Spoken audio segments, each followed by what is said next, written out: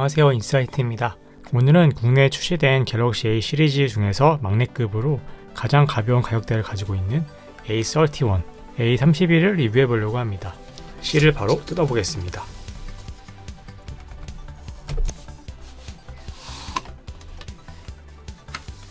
위에는 구성품으로 케이스가 같이 들어있네요.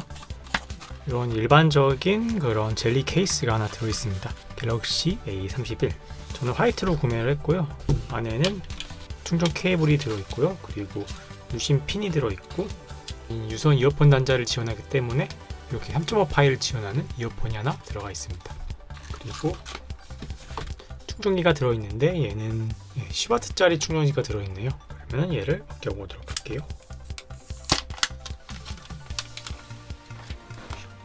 요즘 나오는 최신폰들이랑 다르게 겉에 기본 필름은 부착되어 있지 않는 것 같아요. 필름 따로 사서 붙여야 될 것 같고요. 옆면에 보호 필름이 붙여 있는데 이것도 요즘 갤럭시들은 다 붙어 있는 거죠. 이건 사용하면서 나중에 떼면 될 것 같습니다.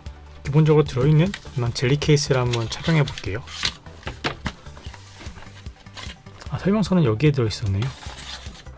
케이스를 끼우면은 이런 느낌이네요. 약간 좀 더 두툼해지는 느낌이 좀 있는 것 같긴 해요. 약간 무뚝해진 느낌? 그런 느낌이 좀 있습니다. 부분이 안으로 들어가가지고 보호가 되고요. 전원을 켜볼게요. 사실 이 기계의 의의는 가격에 있는데요. 수고가 374,000원으로 요즘 보기 힘든 매우 저렴한 가격입니다. 저는 예판 할인으로 32만원대에 구매했어요. 전체적으로 형제폰인 A51, A71과 비슷한 구성을 가지고 있어요. 쿼드 렌즈에 접사 렌즈를 구성했다는 것도 공통점이고요. 다만 전체적으로 스펙은 다운그레이드 되었습니다. 외관부터 한번 차근차근 살펴보도록 할게요. 디스플레이는 6.4인치대로 아몰레드 디스플레이를 탑재했습니다. 이제는 6인치대가 스마트폰의 표준으로 정착되는 것 같네요. 이 가격대에 LCD도 아닌 아몰레드가 들어간다는 것이 놀랍습니다. 위에는 인피니티 U 형태로 해서 가리는 면적이 조금 넓고 아랫면의 턱도 꽤 크게 위치해가지고 약간 눈에 거슬리기는 합니다. 무게는 183g이 나오네요. 이 정도면 일반적인 수준이라고 할 수 있는데 두께가 8.6mm라서 살짝 두꺼운 느낌도 좀 있습니다. 참고로 최신 플래그십인 갤럭시 S20의 두께는 7.9mm입니다. 약 0.7mm가 더 두껍죠. 뒷면만 보면은 갤럭시 S20와 비슷하게 생긴 패밀리 룩을 가지고 있습니다. 그래서 얼핏 보면은 보급형이긴 하지만은 최신폰 느낌이 좀 나는 그런 장점을 가지고 있습니다. AP로는 미디어텍의 헬리오 P65를 사용하는데요.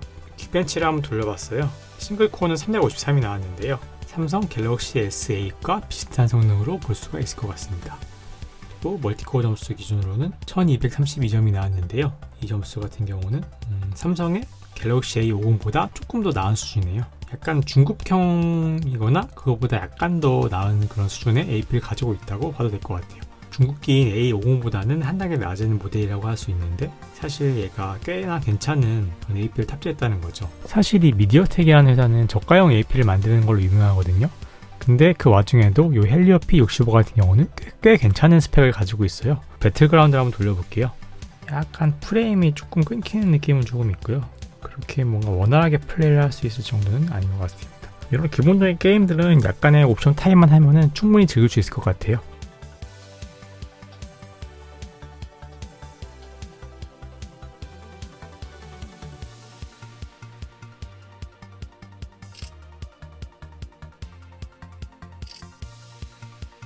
A31의 쿼드 카메라는 이 가운데 게 기본 화각이고요.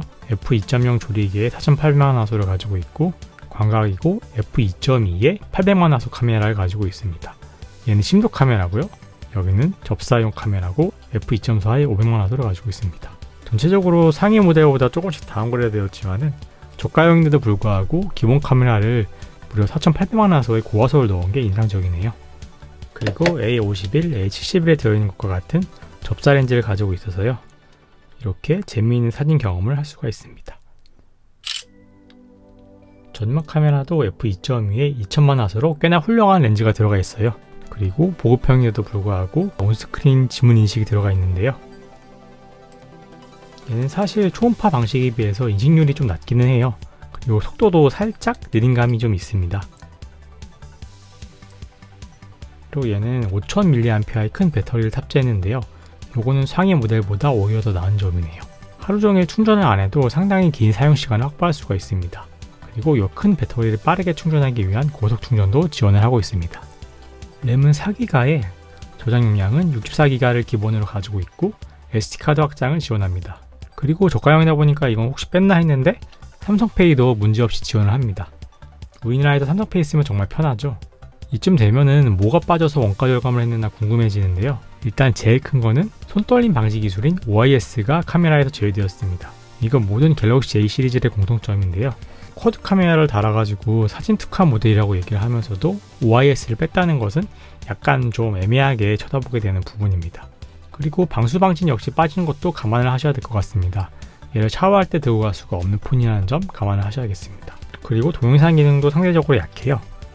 요새는 거의 다 4K 촬영을 지원을 하고 있는데 얘 같은 경우에는 제일 기본적이라고 할 수 있는 FHD의 30프레임 촬영밖에 지원을 하고 있지 않습니다.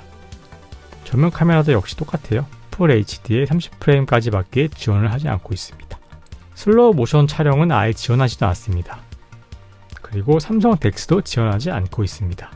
그러면 갤럭시 A31의 총평을 내려보겠습니다. 2020년대에 표준 갤럭시의 기준을 분명히 제시하는 제품이라고 할 수 있을 것 같습니다. 6.4인치의 아몰레드 풀 스크린 디스플레이를 가지고 있고 온스크린 지문 인식도 지원을 하고 있고요. 쿼드 카메라까지 갖추고 있습니다. 이 정도면 쓸만하던 수준의 미니멈 조건은 두루두루 만족하고 있는 것 같아요. 다 똑같이 들어가면 심심하다 보니까 접사 카메라라는 소소한 재미도 놓치지 않았습니다. 그리고 LTE라서 저렴한 요금을 쓸 수 있다는 점도 추가적인 장점이 되겠네요. 스마트폰 성능이 상향 평준화된 지금에 고성능 게임이 필요하지 않는 라이트 용도라면 충분히 만족할 만한 제품이 될 것 같습니다. 무엇보다도 가격이 제일 매력적인 제품이라고 다시 한번 정리할 수 있을 것 같습니다. 32만원대 폰이 이 정도까지 나올 줄은 정말 생각하지 못했어요. 자, 그럼 여기까지 인사이트였습니다. 오늘도 시청해주신 여러분들 감사드립니다.